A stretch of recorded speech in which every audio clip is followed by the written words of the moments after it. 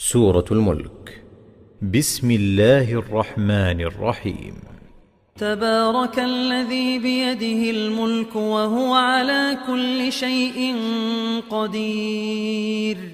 الذي خلق الموت والحياة ليبلوكم أيكم أحسن عملا وهو العزيز الغفور، الذي خلق 7 سماوات طباقا ما ترى في خلق الرحمن من تفاوت فارجع البصر هل ترى من فطور ثم ارجع البصر كرتين ينقلب إليك البصر خاسئا وهو حسير، ولقد زينا السماء الدنيا بمصابيح وجعلناها رجوما للشياطين وأعتدنا لهم عذاب السعير، وللذين كفروا بربهم عذاب جهنم وبئس المصير، إذا ألقوا فيها سمعوا لها شهيقا وهي تفور تكاد تميز من الغيظ، كلما ألقي فيها فوج سألهم خزنتها ألم يأتكم نذير، قالوا بلى قد جاءنا نذير فكذبنا وقلنا ما نزل الله من شيء إن أنتم إلا في ضلال كبير، وقالوا لو كنا نسمع أو نعقل ما كنا في أصحاب السعير، فاعترفوا بذنبهم فسحقا لأصحاب السعير، إن الذين يخشون ربهم بالغيب لهم مغفرة وأجر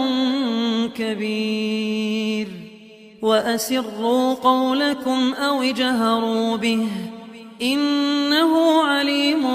بذات الصدور، ألا يعلم من خلق وهو اللطيف الخبير، هو الذي جعل لكم الأرض ذلولا فامشوا في مناكبها وكلوا من رزقه وإليه النشور، أأمنتم من في السماء أن يخسف بكم الأرض فإذا هي تمور، أم أمنتم من في السماء أن يرسل عليكم حاصبا فستعلمون كيف نذير، ولقد كذب الذين من قبلهم فكيف كان نكير، أولم يروا إلى الطير فوقهم صافات ويقبضن ما يمسكهن إلا الرحمن إنه بكل شيء بصير، أمن هذا الذي هو جند لكم ينصركم من دون الرحمن إن الكافرون إلا في غرور، أمن هذا الذي يرزقكم إن أمسك رزقه بل لجوا في عتو ونفور، أفمن يمشي مكبا على وجهه أهدى أمن يمشي سويا على صراط مستقيم، قل هو الذي أنشأكم وجعل لكم السمع والأبصار والأفئدة قليلا ما تشكرون، قل هو الذي ذرأكم في الأرض وإليه تحشرون، ويقولون متى هذا الوعد إن كنتم صادقين، قل إنما العلم الله وإنما أنا نذير مبين